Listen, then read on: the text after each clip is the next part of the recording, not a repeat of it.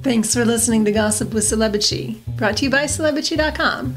This week we talk about the royals and about Brad Pitt and Angelina Jolie. We end with our weekly feature, the comments of the week. The stories, photos, and tweets we talk about can be found at Celebrity.com/podcast under episode 180. Hi, I'm Katie, the founder and editor of Celebrity.com, and I write as Celebrity. And I'm Chandra, I'm the head writer for Celebrity, and I write as Kaiser. So we were off for a couple weeks. You might have noticed that we're not really keeping a regular schedule anymore. We're just trying to pace ourselves. Like, we've been doing this for 5.5 years, so. Which is crazy. Yeah, it is wild. We'll do like a couple a month. You know, that's our goal. And if they're in a row, they're in a row. If they're not, they're not. You know, maybe. I was fine with taking more time off in the summer. Yeah. There were some big stories, but it felt like, you know, a lot of people were just kind of treading water, especially with the royal stuff. Oh, yeah, it really did. It was slow, too. It's slow-ish. You know, there's always stuff to talk about. But yeah, next week, and you told me, is the Emmys. Like, I completely forgot that that's coming up so soon. I don't know what happened to this whole year. So, so we'll be off then. I'm not sure if I'm looking forward to the Emmys. Maybe it'll be okay. It's a lot of work for us. We can phone it in, but it's a lot of work for us. Yeah, let's definitely phone it in. It's fine with me. I always complain so much about the Grammys, but I really enjoyed the Grammys this year. Maybe the Emmys will be like that. Maybe I'll like go into it really negative and I'll be pleasantly surprised. It's a lot of people. Like hardly anything rivals that for the amount of work we have to do the next day, but it kind of feels like the momentum for it is not as strong, so we'll just do what we can do, you know? Yeah. So last night I was just flipping around Netflix. I've been watching a lot of true crime, but I watched Thunder Force. It's this 2020 movie with Melissa McCarthy and Octavia Spencer. It's a buddy comedy, and they're superheroes. And I went into it thinking it would be dumb. It was dumb, but I couldn't stop watching it because it was kind of delightful and hilarious. It was silly comedy, but they're so great together. And now I'm like, maybe I'll watch more of Ben Falcone's movies. You know, that's Melissa's husband. He's the director. And the writing is funny. You know, I liked it. So have you, I think the only thing that you've seen by him is Bridesmaids, but he's done a lot of other silly movies. I'm open to watching them now. Wait, so Ben Falcone is her husband, right? Yeah. Have you been watching anything? Yeah, my big thing is that I have DirecTV. I mean, I basically have it for ESPN and the tennis channel. And the U.S. Open is happening right now. And on Labor Day, right before the evening session, DirecTV took ESPN off air. Oh my gosh. DirecTV is in a huge dispute with Disney, which owns ESPN and all this. I had to subscribe to ESPN Plus to like watch any of the tennis after Labor Day. That's ridiculous. Yeah, it's just been chaotic. Like, football fans are mad, too, because, you know, ESPN carries so much college football. Oh, okay. So now that I'm an ESPN Plus subscriber, I'm watching Serena Williams in the Arena docuseries. It's like a 10-part series, I think. Okay. Where she's just, like, really kind of, like, methodically going through her career and talking about, you know, what was going on with her this year, this tournament. But it's really good. And, like, she has an excellent memory, of course. There's a lot of, like, really funny gossip. Like, she's already said some real shit about Martina Hingis, which is hilarious. Neat. When did that come out? It's, like, airing or, you know, streaming right now. They're, like, doing one episode a week. And I think they're, like, on the 8th or 9th episode. Oh, that's cool. It sounds fun. All right, let's talk about the royals. So the last time we recorded, the Sussexes had arrived in Colombia. They pulled off that trip like professionals. They did such a great job. The optics were amazing. They brought a lot of tourism, I'm sure, to Colombia. And the vice president, who we talked about, Francia Marquez, she had invited Harry and Meghan after watching their docuseries. And she said the visit really highlighted tourism there.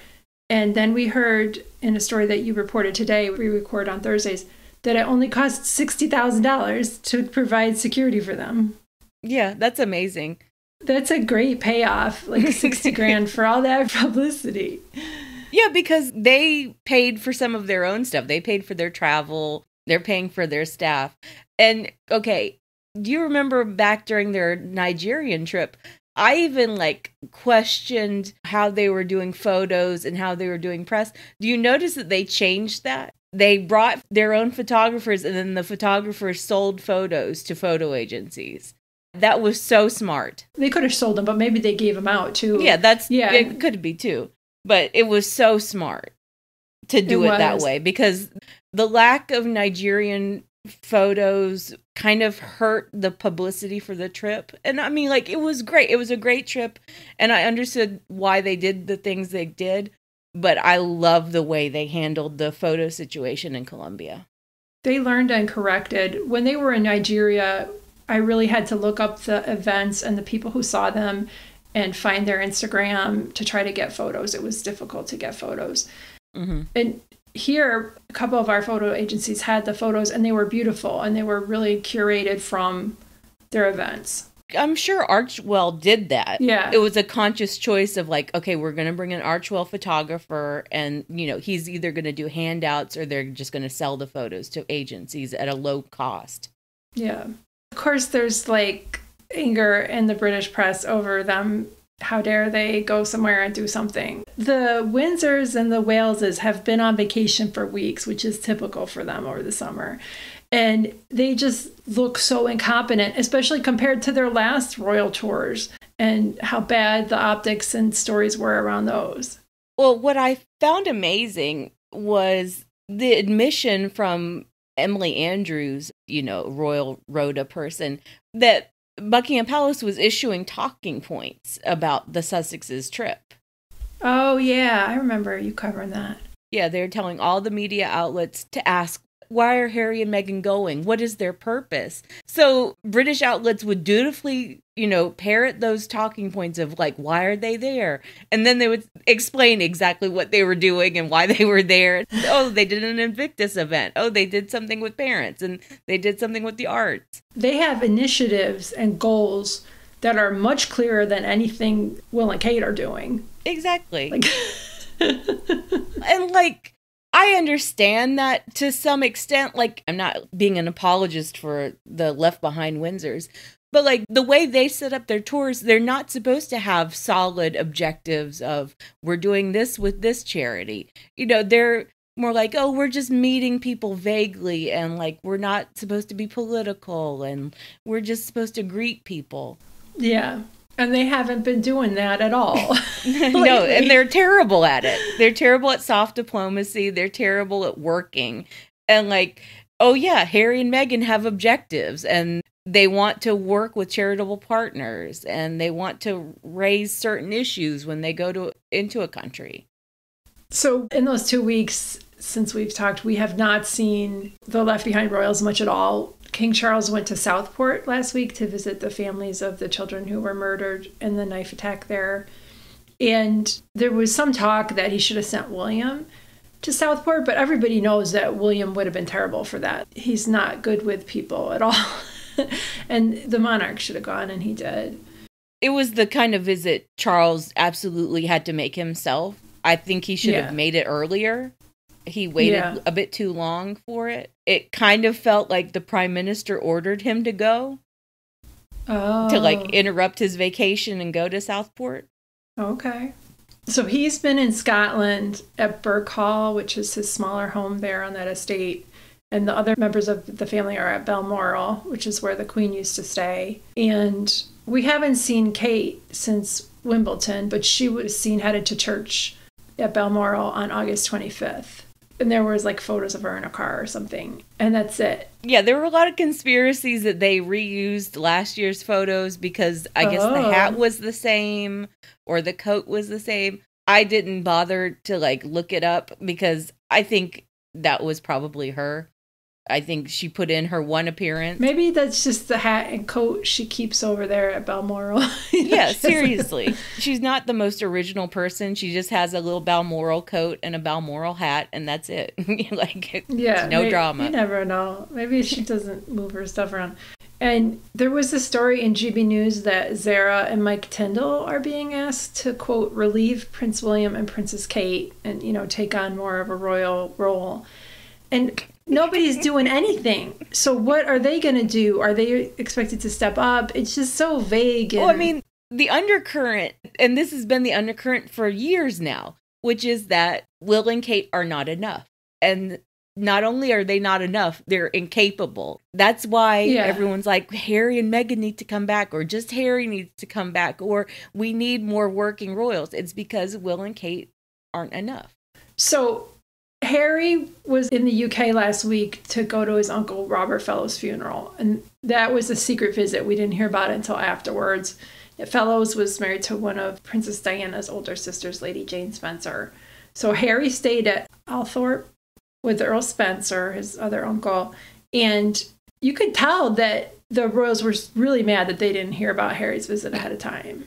Because they're like, why didn't he stay in a palace? Why didn't he tell his other family he was coming? I mean, they've made it clear that he's not going to be safe anywhere and that they'll leak his location and that they won't give him the security that he's been fighting for years. So why would he tell them? Yeah, there were several parts to why the Windsors were mad. They were mad because the Spencer family keeps on coming out for Harry. They keep on showing their love for Harry. And that pisses off the Windsors like crazy because the Spencers are an ancient family. They've been around longer than the Windsors. And they're a wealthy aristocratic family. They don't need the Windsors. And the fact that the Earl Spencer and Diana's sisters keep showing their support for Harry, it ruins Charles and William's whole scheme to make Harry look isolated and alone and like he's estranged from his entire family. Yes. But and then Charles is just pissed because Charles believed that he had made the perfect arrangement that Harry had to give 30 days notice whenever he came to the UK. And Harry just showed him, actually, I don't have to give 30 days notice. I can come in whenever I want. I just don't have to tell anyone so I can stay safe. Exactly. And that's probably the best strategy for him. Yeah. I mean, and Harry can't do that the entire time because obviously people are going to know when he comes in for a court case or a trial or to a church service, whatever that Invictus thing earlier this year. Yeah. But they're not going to protect him, so he has to do his own protection. So why is he even giving him 30 days notice? Well, the 30 days notice is so that he will get protection. Oh, okay. That's what happened when he did the Invictus service at St. Paul's Cathedral, is that he gave the notice and he got, some sort of hacked together royal protection that worked alongside his private security. Okay, that makes sense to me. Yeah. So there's been this crazy narrative in the British press that you've been covering that Harry wants to come back in a limited capacity to do royal duties. And that's clearly a twisted way of viewing him wanting to come once in a while to visit his charities and to be with the family who's decent to him. It's been crazy, this narrative. It's clearly coming from William's side. The Mail on Sunday got the ball rolling, and that was over the weekend. And they did a huge cover story about it. Friends of Harry say that there's a plot to bring him back alone. There was no mention of we want Meghan back, or, Harry will bring Meghan back. It was Harry is going to come back alone. Yeah. He's so bored of California. He's desperate to cut ribbons for William. And William is still mad, but he'll let Harry cut ribbons maybe if he begs. It was really a fever pitch of stories about that. And I like how you were explaining that it's kind of like this closed loop. They all kind of use the same wording and sources, and they talk about it until it reaches its conclusion, and then they blame Harry and Meghan. And that's the pattern they followed with other stories fed to them by William's side. And by Charles as well. Yeah. Be fair, Charles has done a lot of Camilla. that exact same thing. Yeah. And I keep finding it suspicious as hell that, our Mail editors just falling for it? Is it like Lucy in the football? Like Kensington Palace is like, hey, I've got a big scoop Lucy for in the you. Football. That's adorable. But like, how many times are they gonna fall for that and like report it as breaking news? Because it's just their pattern, you know. Yeah, it's variations of the story of Harry is desperate to come back and do William's work.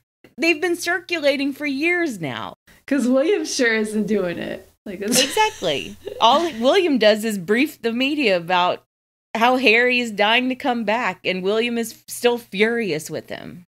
So I really like this line you wrote about those stories. I wanted to repeat what you wrote. Quote, I'm starting to get the feeling that William is doing too much to push these narratives because some shit is going down in other areas, like WTF is happening with Kate these days. Notice that no one is talking about that. Notice how this storyline has overshadowed all things Buttons. So we haven't seen Kate at all. We've seen her like, a couple times this year, hardly. And they're not talking about her anymore.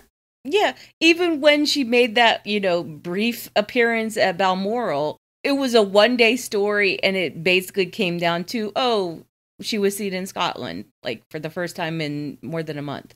And, I mean, I've said this on the previous few podcasts, like, the Windsors have actually shown that they don't need Kate. I know that's not the most popular or, like, whatever opinion. No, it's accurate. But, like, they've shown that people care enough about Kate to want her to be okay. And that we're fine now that we know that, like, she's battling an illness, and, like, we have seen her in public.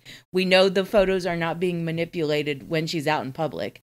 So that's okay. And then we don't need to see her. Like, okay, so when are we going to see her again? Who knows? Maybe not till November. Maybe not till December. And no one is talking about it. She quit that shit. She quit that shit. She's done. She withdrew as much as she's able. I guess. It does feel like a new deal has been struck between William, Kate, and Charles about who does what, when various people are seen, when they're seen together. I don't know. Something's going on. Yeah. And they're hiding it behind, look at Harry and Meghan. What are they doing? I mean, they want Harry to come back so he can be a scapegoat, but they also still use Harry constantly to hide all of their bullshit. So towards the end of this month, around September 22nd is when it starts, Harry is going to be in New York solo for UN Climate Week. We just heard that he's going to speak at the Clinton Global Initiative, and he'll be doing events for Travelist and for his other charities. And Prince William is not going to be going to New York for Earthshot, like he did last year when he tried to copy King Harry's trip. Yeah, so this started in 2022, that William was going to swing his big dick around New York, that he was going to encroach on Harry's turf. He was going to go to America, and Americans were going to love him more. And then the Queen died, and William had to cancel that part of his trip in 2022. So then last year, same agenda. William was going to show Harry who's boss in New York. The trip was a flop. People don't want to say it, but it was a flop. He barely got any attention. The mayor wouldn't even meet with him. Remember they were saying he went running in Central Park? Exactly. That's not true. And they said it like, it was like this great thing. No one recognized him. That's horrible. Yeah. He's the heir to the throne, and he went for a run and no one recognized him. And plus, no one believed that he actually took a run. Yeah, no. So you just lied for no reason. But anyway, I believe that William probably did want to come to New York this year again and like have a mulligan, really, this time it's going to be important. This time people are going to pay attention. And he just canceled those plans as soon as Harry confirmed. And they tried to backdate it. They tried to say, oh no, William was never going to go. William told royal reporters that back in July. No, they didn't. So usually when Harry and Meghan do something high profile, we see William and Kate. Yeah. But William and Kate can't even coordinate to try and take some of the publicity off Harry and Meghan. They can't steal the Sussex thunder. No, because they hate each other. They can't stand each other. So, like, during the trip to Colombia, we didn't hear anything about Will and Kate. There was some story that they had been in a Nerf war or something, like a couple of weeks ago with their kids, like, you know, a group play activity. There were no pictures or anything, and, like, they're not even trying anymore. Yeah, and I remember, I guess it was last year, it was last year around Prince Harry's memoir coming out. They sent Kate out constantly. Kate was doing all these events while Harry was trying to promote his book. Like, all the attention was on Harry. But, like, Kate was doing her best to, like, you know, steal his thunder for the firm. And yeah, they haven't been doing that at all this year. No. All right, let's talk about Brad Pitt and Angelina Jolie. So this week, both Angelina Jolie and Brad Pitt premiered their movies at the Venice Film Festival. Angelina, she's starring as opera star Maria Callas in the biopic Maria. And she's getting Oscar buzz for that. It got they always get standing ovations, but it got a standing ovation. That's going to be coming out on Netflix sometime. So I'm looking forward to that. Me too. Yeah, I was watching a clip from that. And Pablo Larraín's previous two biopics, Spencer and Jackie, both those leading ladies got Best Actress Oscar nominations. Nice. It feels like Maria is getting even better reviews. Ooh. And they're like talking more about Angelina's like stunning performance. So excellent. His work is really stylized. I'm not that into it. I know you like it, so it's cool. Yeah, I wasn't a huge fan of Spencer, but I loved Jackie. I did not go into that film thinking I would like it or appreciate it. I thought it was really good. I thought Natalie did an amazing job. I was not that into it, but you know, I saw it. Yeah, we have different tastes. I was able to sit through all of La La Land. You walked out. I was like, fuck this movie.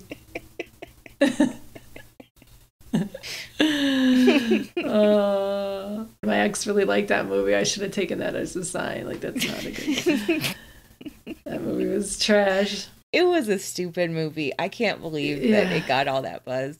And no, I was so pained that Emma Stone won for Poor Things this year. She actually did win this year. And they were like, oh, it's her second Oscar. She shouldn't have won the first Oscar for La La Land. Poor Things should have been her first Oscar because she was that good in it. And yeah, she deserved it more for Poor Things. That was a weird ass movie. I couldn't last in that one either. Oh, it was so good. She was amazing in it. I could not. So let's move on because I'm going to just go up. And Brad Pitt, he's in this movie called Wolves. How can they not pluralize wolves correctly? It's wolves. It bugs me with George Clooney. So the premise is that they're lone wolves and they're like fixers who come help people with murders or whatever. And they hate each other and they have to work together and it's whatever. The reviews are terrible. Okay, it looks dumb. I mean, I'll watch it. It's on Apple. I still pay for that. It's coming out at the end of this month. Oh, it was supposed to be in theaters, and it's only coming out streaming. Right? It was supposed to get a huge, splashy theatrical release. They spent all of this money on the movie. Brad and George Clooney got huge paychecks. And then I guess Apple just saw the film, and they were like, you know what? Maybe we don't need... Maybe they probably had like test audiences. Yeah, test screenings, really. And they're like, you know what? They probably just watched it and said, "This is terrible." I guess they just the way you live that. I guess they just saw it, you know. Well, like, God. It's just funny because the New York Times said Apple was going to do a big ad buy during the Olympics for Wolves, and at the very last minute Apple was like, you know what, never mind. Oh my gosh. Wolves. I guess Wolves is probably like several other movies with that name or something. I don't know, but it's who makes those decisions? It bugs. I think it's just supposed to be Lone Wolf, and then they're like, no, it's Lone Wolves. Yeah, but why not be wolves? It makes zero sense. So Brad made his red carpet debut at the Venice Film Festival with Inez de Ramon, this woman he's been dating who's like allergic to bras. Yeah. It's like her boobs are an accessory. Yeah, she's small busted. So I feel like she probably thinks that she can get away with it. I am too, but I wear something to cover, and to make the shape whatever. Maybe it's because I'm old. They're small and perky, and I'm jealous. Like, I wish I had small, perky tits too. Like, you can wear a fitted camisole with small boobs, or you can wear a sports bra, but you can't just not wear a bra. This is me being old and like conforming to gender or whatever, but I don't do that, I thought it made sense for her to not wear a bra with the evening gown at the premiere. Okay, it's not the choice I would make to not wear any sort of support garments, but whatever. Yeah, again, she has small, perky boobs. But what makes me think that she's just allergic to bras is that she was at his filming for the F1 movie, whatever. She was at one of the race things, and she wasn't wearing a bra either at that event. And she was just like letting the girls swing in the breeze and get photographed. And I was like, all right. Jennifer Aniston used to do that too. Yeah. She really did. And not just on the set of Friends. She used to do it in paparazzi photos. I mean, it must be a thing with his ladies. Well, I mean, that was after she left him, but maybe he likes that. Whatever. Jennifer Aniston did it when she was with Brad, too. I remember that. Yeah, both. I don't think he coerced her or anything because she seems fine with doing it on her own. So this week's People magazine has side views of Brad and Angelina on the cover, and the title is Brad and Angelina, their 8-year divorce. Can they finally move on? Like, come on. It's Brad that's been dragging Angelina to court and refusing to accept the court's rulings. And it's just the same garbage we've seen from him for years. He's trying to make it a both sides thing when it's absolutely not. Yeah, and I just find it extremely odd that People magazine would run that cover story right after Angelina and Brad were separately at the Venice Film Festival. Why wouldn't it be, Brad and Angelina separate, but at a film festival, hooray, let's celebrate both their movies. Like, why are you making it about their divorce? And why are Brad's people continuing to beat that drum of like trying to say that Angelina can't move on when you literally sued her when she tried to move on? Yeah, he's the one making it hard for her to move on, like, because he's dragging her to court. Oh, and like, do you want to talk about Brad Pitt's face work?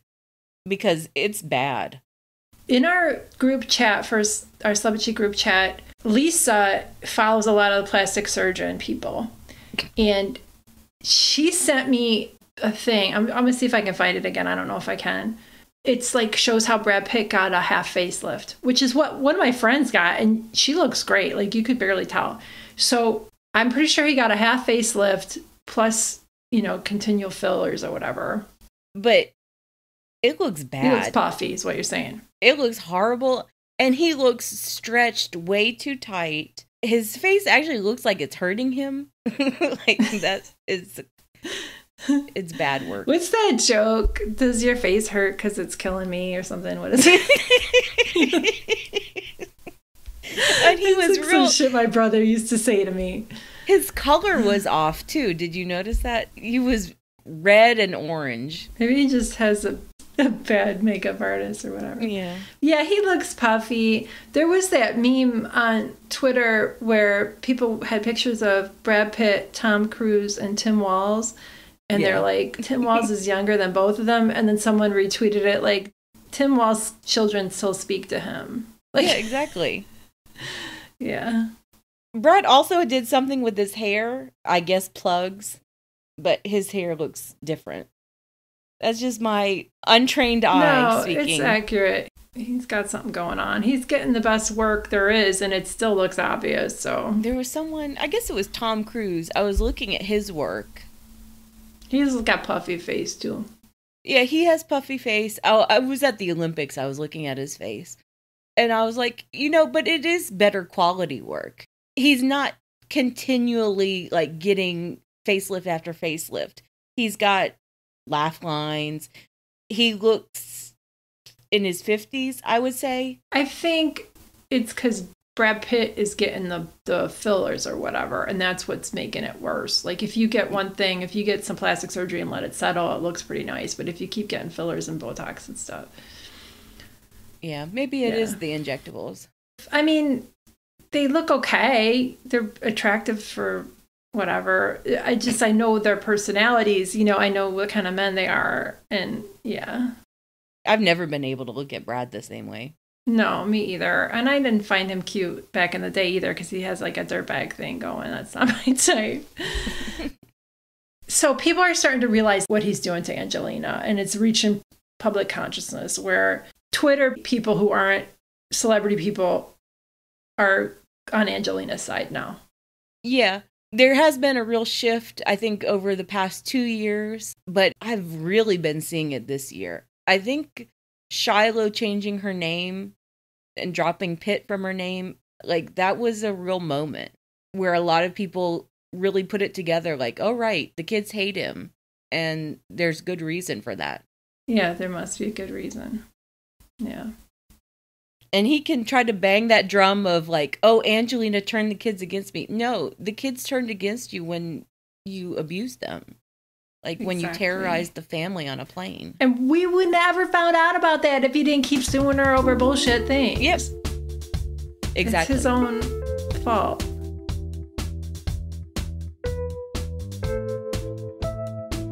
All right, let's move on to the comments of the week. My comment of the week is from the post about Justin Theroux is engaged, 53 years old, engaged to a 30-year-old. His fiancée is Nicole Bryden Bloom. And I wrote that whole post and I was like, why does she look so familiar? She's on The Gilded Age, or she was on The Gilded Age the last season. And she was very pretty in it. Nice. She has the kind of look that works well with period costumes. Anyway. Yeah, the age difference, and he's like a walking midlife crisis. Anyway, so my comment of the week is from It Really Is You, Not Me commenter. She wrote, yet another edgelord turns out to be a trope. Middle-aged man marries woman almost half his age. Cute comments from him about how he still feels like he's 30 and cannot wait to have a family with her. Justin, you may be artsy, but even artistes can be utterly predictable. That's it. He's just a cliche. So I was doing the math, and she does not pass the half your age plus 7 rule. Like, no, she doesn't. That's like the bare minimum, you know? She does not pass that rule. At least she's 30, but still, that's pretty young. It's pretty young. Yeah, I'm closer to Justin's age. I would not have anything to say to a 30-year-old. Like, I really wouldn't. That's pretty young. Yeah. All right. My comment of the week is from Rosie's post about Oasis's reunion and how they're going to maybe add U.S. dates to their tour. Heather C. said, am I the only Gen Xer here who is fairly confident this tour will be canceled after the first date once the first punch is thrown or one of them refuses to get on stage with the other? For sure. Indica said, I don't even think they'll make it to the first date. Yeah, it'll either be canceled before the concert series even starts, or I would say after 2 or 3 concerts. They're not going to make it the entire way. No. I hope they got good insurance. Well, actually, I don't care because it's going to be big gossip. What do I care about these rich people? What? You know? Fuck, it'll be fun. Like, I like maybe 2 Oasis songs, and I would not pay to see them perform or fight. I would pay to see them fight. I don't like going to concerts anymore because they're too loud. You have to stay up too late, you know. I was always like this, though, for real, like when I was even younger. I mean, I went to some in my early 20s, but... My favorite concert of all time, well, I had 2 favorite concerts of all time. One was Tori Amos. Oh, I saw her too! And she performed in like a smaller amphitheater, and I had like balcony seats, and I got to sit the entire time. I was young when this happened too, and I was like, this is awesome. This is the perfect concert experience. It was late 90s. I saw her. I remember we had flip phones, so. I think I saw her probably after the second album, or maybe the third. Maybe it was Boys for Pele tour. But yeah, I saw her when I was 16. I saw The Cure, the Pixies. You saw the Pixies? Yeah, in Toronto. I wrote about it in one of my posts a while ago, and other people had been to that same concert, and I loved it. Oh, that's amazing. It was pretty great. Yeah, I saw Love and Rockets too, and I saw The Church. I went to a lot of concerts in Toronto. I saw Psychedelic Furs, Fishbone, and Buffalo and Toronto area, so there were a lot of good concerts. But yeah, and I went to Lilith Fair in the mid-90s in Long Island. I didn't stay for the whole thing because I was like, I had nosebleed seats. I was like, I had to drive a while home, so yeah. Yeah, if I could go to a concert and I was guaranteed, like, I could sit down for the entire concert and no one would block my view, like, that would be amazing. I would go to more concerts if that was the case. A bunch of women from our Celebrity Zoom group saw Beyonce, and I think some of them saw Beyonce like 3 times this last tour. Like, they probably spent thousands of dollars. They spent a lot of money, but like some of them got lucky with tickets, but they also had to stay up really late. That's a no-go for me. One of the things I loved about Kamala Harris taking Doug to the Beyonce concert in Washington was that Kamala didn't even make an effort to get tickets. Beyonce just sent her 2 tickets. Oh, that's awesome. That's a big perk of being the vice president. I know, right? And someone on Kamala Harris's staff told her about like the wear something sparkly and silvery. And so that's what she did. I thought that was cool. Aw, I remember she has that one rainbow jacket that she wore to Pride. That was cute. It was like a sequin rainbow. Oh, she better be our president. Like, oh my God. Like, I can't. Yeah, she has to be our president. I'm not thinking too hard about it because I can't imagine. All right. Well, thanks for listening, bitches. Thanks, bitches. Thank you for listening to the Celebrity Podcast. Please rate, review, and subscribe wherever you listen. If you like us, please turn off your ad blocker when you visit our site. You can text us or leave a voicemail at 434-218-3219. Our music is from AA Alto, Maiden, and via Premium Beat and Sound of Picture. Thanks again.